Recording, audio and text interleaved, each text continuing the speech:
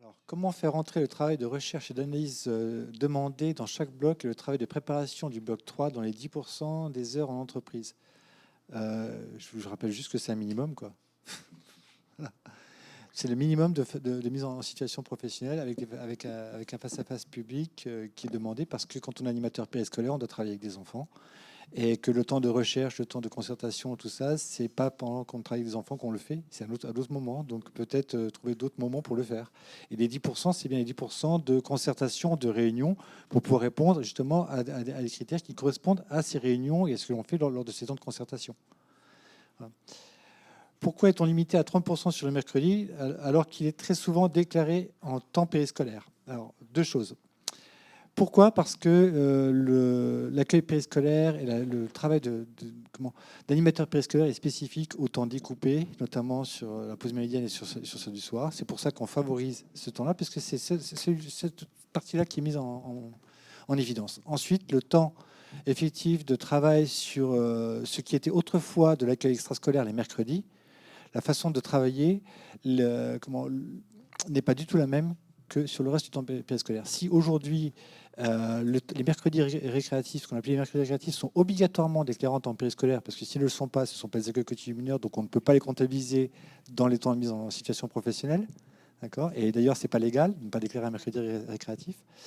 Ça, c'est autre chose. Mais pour le coup, si ce temps-là, on le limite à 30%, parce que ça fait quand même 70% sur le temps effectif d'un accueil périscolaire et pas 90% qui pourraient être faits pour ceux qui font que les mercredis, par exemple. Ce qui est le cas actuellement. Il y a aussi des gens qui n'interviennent que sur les mercredis, qui sont donc animateurs périscolaires, mais sur les mercredis, comme autrefois ils étaient extrascolaires. Et pour le coup, c'est pas ça être un animateur périscolaire, puisque l'animateur périscolaire tient en compte le fait des accueils échelonnés, des moments de départ, etc., que l'on n'a pas forcément sur l'extrascolaire. Autrefois extrascolaire, pardon. Voilà. Quand j'arrive à 11h30 et que je repars à 13h30, je ne vois pas les parents, par exemple. Alors que si j'arrive à 7h30, je vois les parents.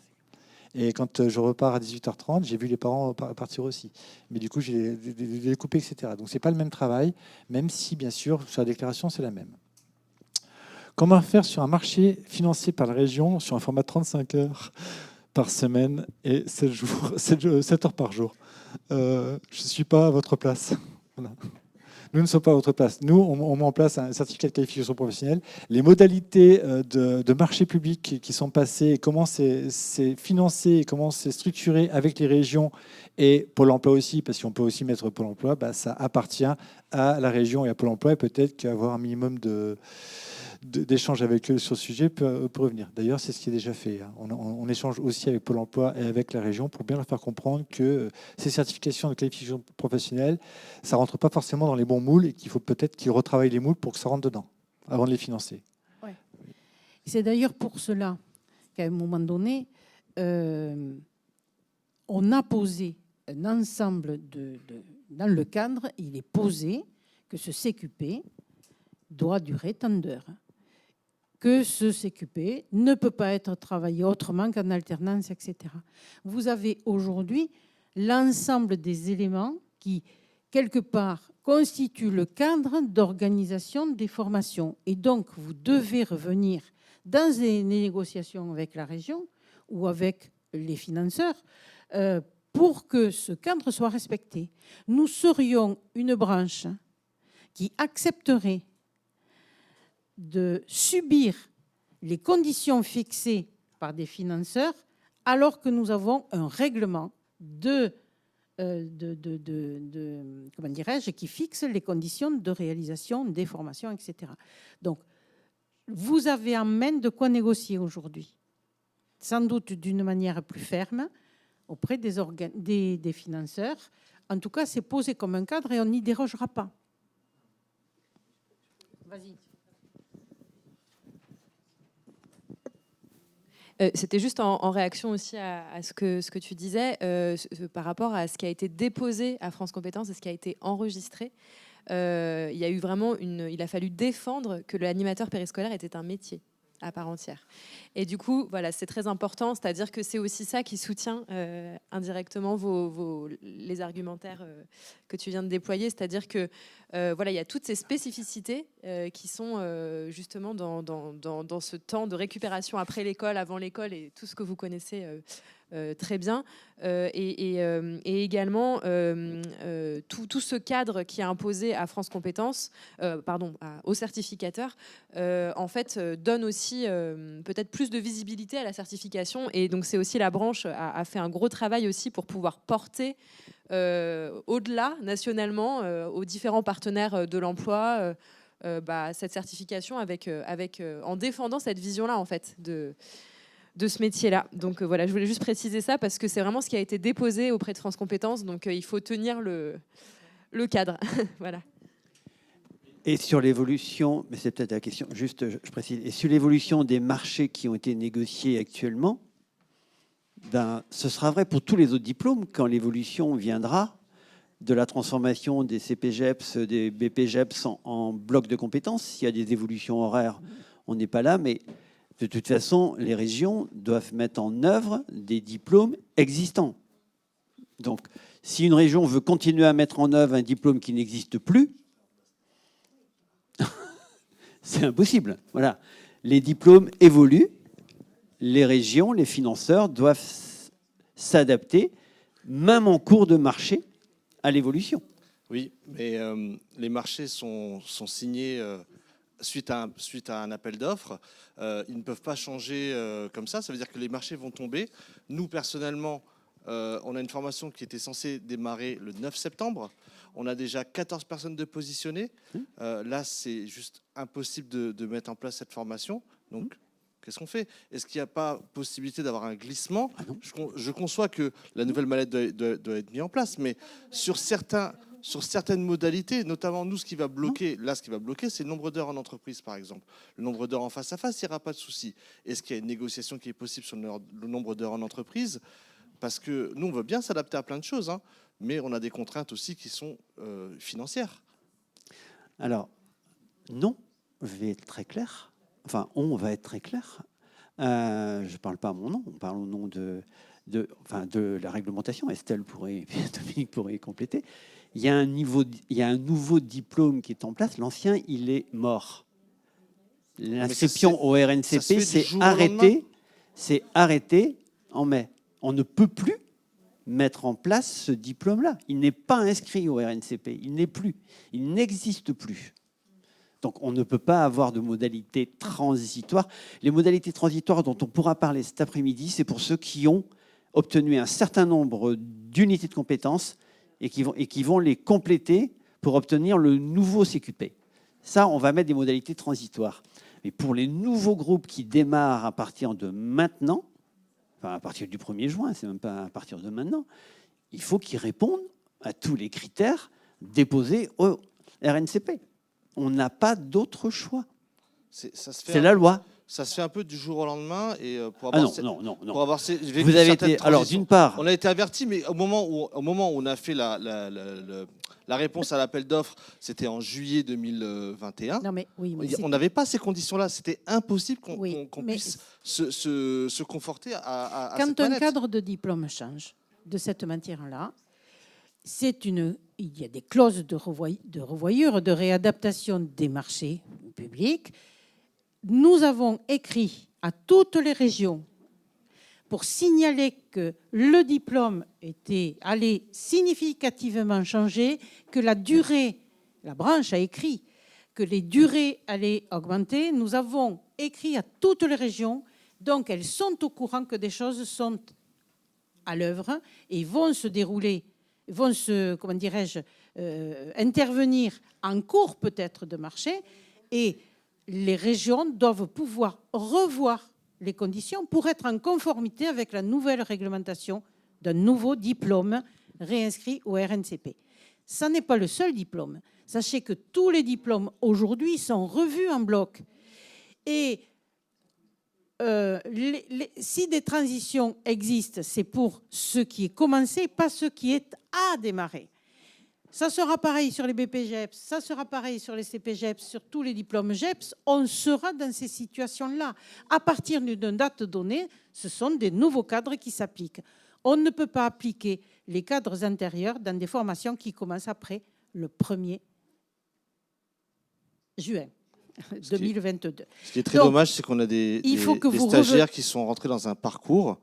Et là, mais non, ceux qui sont rentrés dans un parcours... Non, mais il y a un parcours avec des consolidations de projets professionnels en amont. Mais vous ne perdrez pas ça, il faut revenir dans la négociation avec la région. Le marché va tomber et on va rentrer à nouveau en concurrence. Vous préjugez de choses, il faut que là vous avez... C'est ce que le délégué territorial m'a dit. Hein. Mais vous avez des éléments aujourd'hui qui doivent vous permettre de partir à la négociation avec la région. J'espère. Voilà. Oui. Alors, attendez le micro, parce que c'est capté. C'est enregistré. J'entends bien votre positionnement. Hein. Donc, on est dans le même cas, mais au niveau de la région, on a 2 mois pour démarrer nos formations. Donc, on décale nos formations de 2 mois pour nous laisser le temps d'ouvrir les nouvelles sessions, d'avoir l'autorisation d'ouverture. Donc, forcément, on décale, quoi. Et on en a déjà discuté avec les CMT et qui vont faire remonter pour effectivement que ce soit pris en compte. Forcément, on n'a pas la réponse officielle aujourd'hui, mais forcément, il faut qu'il y ait une prise en compte de l'augmentation du volume. Mais voilà. Je ne vois pas comment une région peut contester le fait qu'un texte réglementaire ne soit pas appliqué. Enfin, mais non, mais ils en prendront un autre. Il est caduc alors à ce moment-là. Il est caduc. Puisque la formation n'existe plus. Ça, après c'est autre chose. Je m'excuse, mais c'est vrai qu'on est, pour pouvoir aussi être conforme et exister, on est dans le cadre des marchés, que ce soit Pôle emploi ou région. Et lorsqu'on répond à un appel d'offres, eh bien, on nous met des cadres. Et de ce cas-là, de se dire on augmente un nombre d'heures x2 en entreprise, ça veut dire pour eux augmenter les rémunérations. Donc ça a des conséquences automatiquement dans le budget qu'ils estiment ou en nombre de places. Et c'est voilà. Et là, on est quand même sur des diplômes, enfin sur un diplôme qui fait que on travaille beaucoup et de plus en plus avec des demandeurs d'emploi que l'on forme et non plus spécialement que des salariés. Le profil des candidats a largement été modifié, quoi. Alors, on entend toutes ces choses-là, on connaît ces réalités-là d'organismes de formation. Cependant, nous avons aussi une responsabilité au niveau de la branche. C'est, de faire reconnaître réellement ce métier d'animateur, de contribuer à le valoriser et donc d'exiger à un certain moment que les conditions de réalisation des formations, notamment de demandeurs d'emploi, sont conformes et permettent réellement l'acquisition de compétences selon des conditions qui ont été fixées par la branche. Pour nous, c'est aussi participer à la valorisation du métier d'animateur, c'est-à-dire que ce n'est pas un métier pour lequel on laisse finalement décider des financeurs de ce qu'il doit être, de la durée des formations, du financement, etc. Nous avons posé des actes qui doivent nous permettre de renverser ce fonctionnement-là en faisant reconnaître par les régions. Ils ne pinaillent pas de cette manière-là quand il s'agit, excusez-moi, des métiers du social ou du médico-social. Quand on doit former tant d'heures un infirmier ou un aide-soignant, on respecte les cadres de ces diplômes-là. Il en est de même pour l'animation, notamment pour ces diplômes-là. Alors, ce sont des actes qui posent de la transformation et du changement. Croyez-moi que si on est tous dans le même esprit de revendication et de revalorisation, les régions céderont. Elles ne supprimeront pas ces marchés-là définitivement. Elles vont peut-être annuler ce marché-là et redéposer dans d'autres conditions qui satisfont aux exigences du diplôme. Et vous aurez certes un peu en décalé, mais les possibilités de le faire. Alors, je pense que ce que vous évoquez là n'est pas, est peut-être dérangeant, ça je l'entends tout à fait, va décaler un certain nombre de choses, mais n'est pas rédhibitoire sur le fait de poursuivre ces formations-là, y compris pour des demandeurs d'emploi. Il ne faut pas oublier que la branche, initialement, a créé ce diplôme-là, essentiellement pour des professionnels en poste qui n'étaient pas formés et qui existent toujours. Ces professionnels en poste sont toujours à former. Il y a un turnover important, donc on a toujours ces publics-là qui doivent être majoritaires selon nous. Nous n'avons pas créé ce diplôme pour en faire un diplôme d'insertion professionnelle. Donc on est à considérer des évolutions. Certes, il y a des demandeurs d'emploi, on ne les refuse pas, on les accepte. Par contre, on n'en fait pas un diplôme majoritairement pour des demandeurs d'emploi. Je vous rejoins totalement et je suis contente qu'effectivement qu'on puisse maintenir la qualité pédagogique, enfin renforcer les compétences et de faire en sorte que les personnes qui exercent ce métier soient vraiment valorisées parce qu'elles font un superbe travail. Donc là-dessus, il n'y a pas de souci. Mais c'est vrai que nous sommes, comme vous l'avez dit, on prend en compte le fait que le profil a été modifié. Il y a un nouveau bloc de compétences qui arrive qui est indispensable.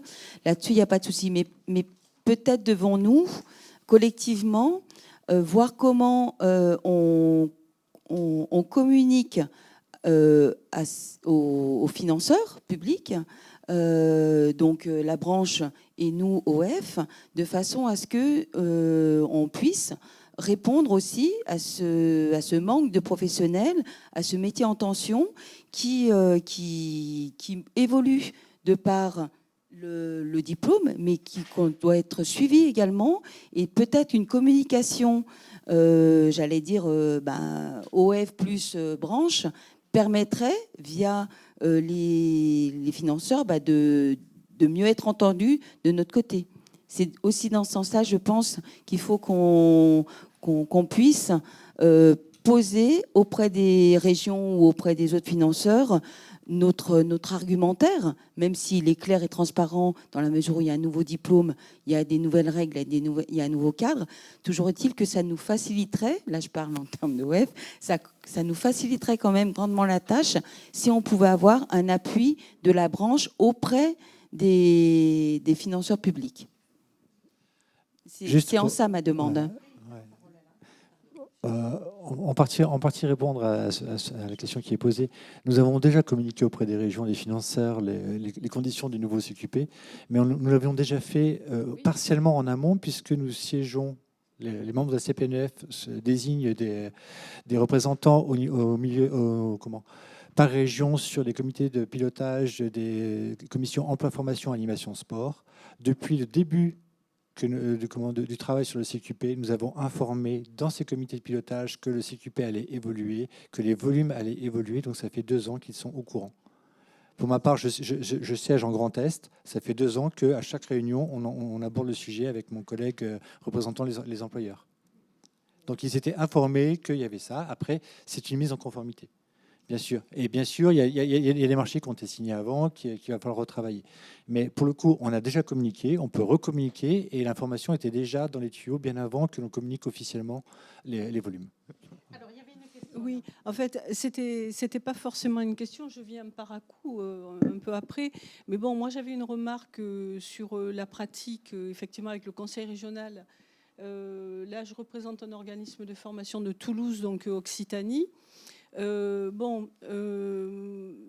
J'ai des propos assez durs en ce qui concerne le conseil régional. Moi, je pense qu'il faut, s'il faut mettre un petit rapport de force, voilà, je soutiens tout à fait ce qui a été dit.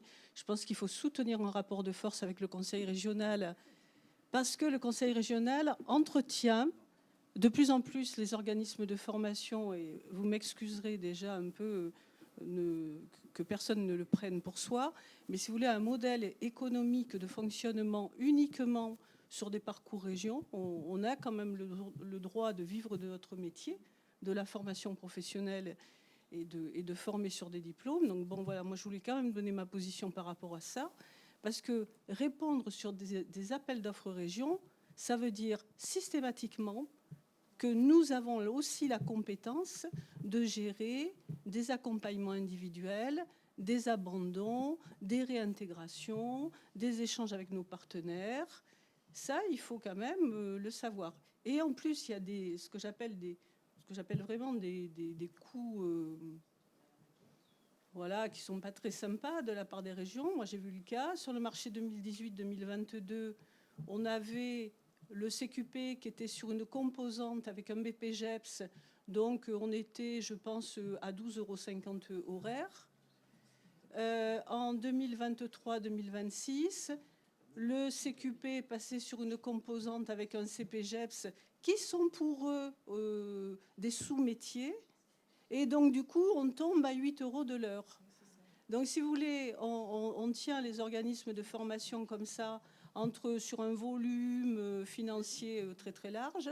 Et pourquoi ? Parce qu'on n'identifie absolument pas les métiers sur lesquels on forme. Voilà. Donc moi, je voulais quand même donner mon avis. Je pense que vis-à-vis des régions et des organismes de formation, du métier que l'on fait, de la valorisation du CQP, de tous les métiers, il faut vraiment conserver cet état d'esprit. Bon, il y a la conformité, mais il y a aussi l'état d'esprit militant, quoi. Parce que même sur le terrain,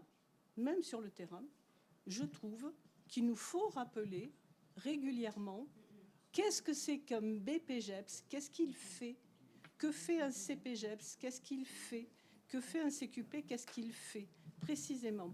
Même sur le métier, nos collègues de l'animation n'identifient pas suffisamment les compétences attendues du métier auquel nous formons. Voilà. Je voulais donc mettre mon petit avis. Merci. Alors, je vous propose de passer à d'autres questions. Alors, il y a une question. Est-ce que tous les OF délégataires sont sur la plateforme avec un identifiant ? Oui. Chaque organisme délégataire, à partir du moment où il a une demande d'ouverture valide, il ouvre son espace privé. Donc, sur ça, réponse courte. Mais il faut qu'il le crée. C'est chacun qui crée son espace privé. Alors, on répond un peu à des questions et puis après on y va dans la salle. Il y a une question que je ne comprends pas. C'est quoi le minimum pour pouvoir certifier ? Je ne sais plus qui c'est qui l'a écrite, mais... Alors, c'est par bloc. Par bloc, alors, vous faites des calendriers sur 400 heures. Oui. Ça, c'est impératif. Maintenant, il y a des stagiaires, 1, 2 ou 100% des stagiaires, qui ont des possibilités d'allègement. Mais ça, il faudra nous le prouver tel qu'on l'a dit. Mais on ne va quand même pas pouvoir alléger à 100%. Donc, il y a un minimum par bloc qui correspond en gros à ce qu'il y avait avant, mais qu'on a dû répartir puisqu'il y a un 4e bloc, puisque les 200 heures avant, on a voulu rester à 200. Donc, on a réajusté les volumes antérieurs des UC1, UC2, UC3. On les a réajustés un tout petit peu pour pouvoir mettre du temps en mise en situation professionnelle pour le bloc 4. Donc, dans le tableau que vous avez, qui sera sur la plateforme, que vous aurez dans le document, les heures minimales, c'est que tout stagiaire, dans son protocole individuel d'alternance, doit avoir au minimum ces heures-là pour chacun des blocs, à condition que les allègements à côté soient validés. Et en cas d'absence ? C'est le même problème qu'actuellement. C'est une absence justifiée de quelques heures, on sera indulgent. Des absences allant jusqu'à 30-40% du temps, comme on l'a vécu, pour nous, non, il n'est pas apte à passer l'épreuve. On reste sur la même logique. Ça veut dire qu'en temps normal, sans allègement, c'est 400 heures, avec une petite tolérance sur de l'absence justifiée. Comme avant, mais pas sur les minimums. C'est ça ? Exactement. Okay. Merci. Là, il y avait une question, et puis après...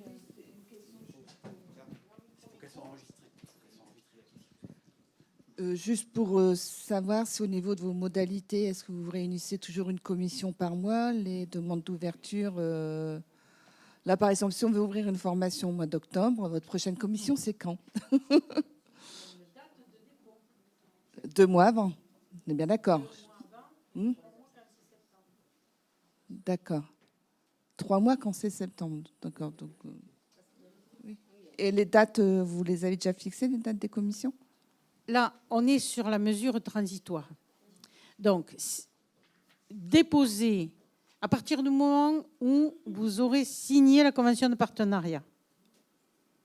Il y a 1 juillet, signature de convention de partenariat de niveau national, pour ceux qui relèvent d'un national, et pour chaque OF délégataire.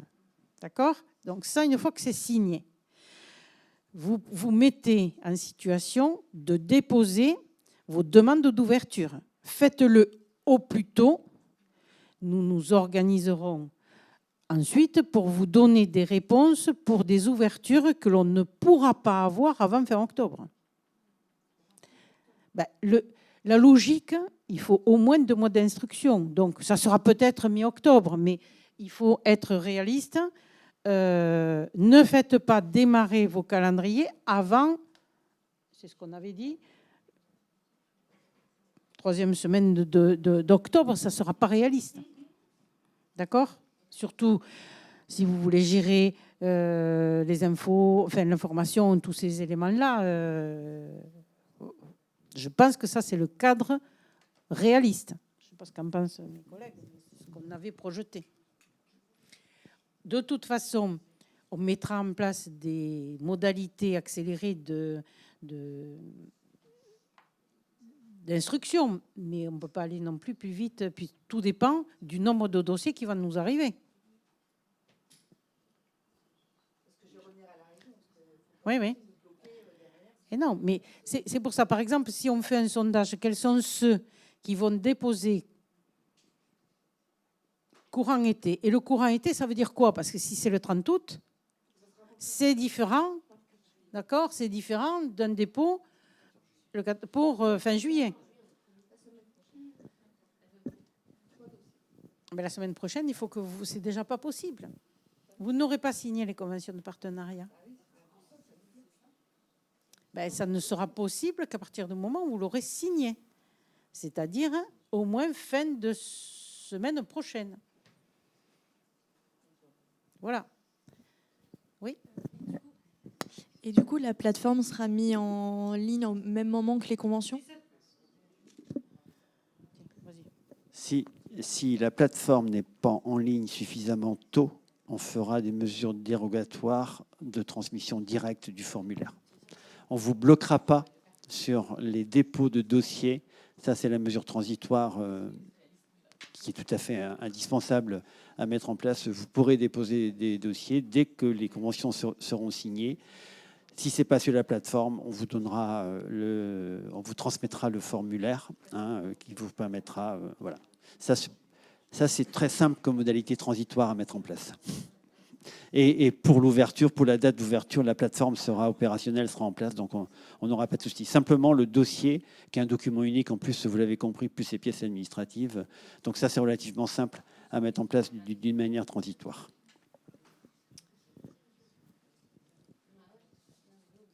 Il n'y a pas d'autres questions? Oui.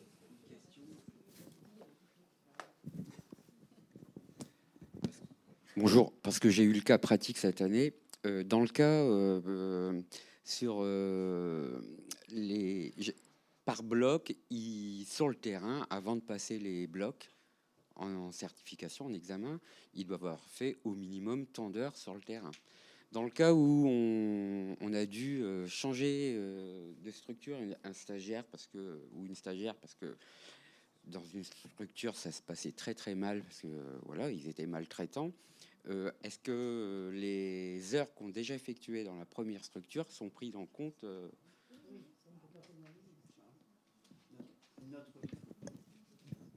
Notre philosophie, vous l'avez bien compris, elle n'est surtout jamais de pénaliser les stagiaires. On est là pour accompagner, quand je dis on vous associe, hein, on est là pour accompagner la professionnalisation du maximum de personnes et avoir le maximum de certifiés. On ne mettra jamais un frein à l'accompagnement d'un stagiaire et au fait qu'il pourra obtenir son CQP au final. Donc tous ces éléments-là transitoires, toutes ces questions-là, c'est justement la relation avec le binôme qu'il faut garder d'une manière, on va dire, très réactive pour que justement on puisse répondre à toutes ces interrogations-là. Après, vous avez une marge d'appréciation sur des choses. Parfois, dans le cas que vous évoquez, ça peut ne pas être aidant pour un stagiaire, si ça s'est mal passé d'un côté, d'être mis en situation très rapidement dans une nouvelle entreprise, une nouvelle structure, et que peut-être il faut faire un aménagement pour qu'il puisse quand même bien avoir fait le tour de la structure avant d'être mis dans une situation d'évaluation. Donc ça, ce sont des choses que vous devez apprécier individuellement, et auquel cas, ce peut être un cas de force majeure. Ça, vous pouvez vous rapprocher du binôme pour dire, bon, on a quelqu'un, il vient de changer, est-ce qu'on peut décaler telle chose? Ça, c'est cette relation-là qu'il faut que vous ayez avec le binôme, de manière à ce qu'on puisse aussi prendre en compte de ces aspects-là. On ne veut pas systématiser et dire on tolérera tout, ça c'est pas vrai. Au contraire, on est plus à un petit peu régler et poser des règles de manière à ce qu'il y ait une équité des candidats face à l'obtention d'un diplôme. Après, des marges de négociation avec le binôme, et c'est ce que l'on travaille avec les différents binômes, qu'on forme aussi au cadre et aussi à la souplesse qui est nécessaire quand il y a un cas de force majeure.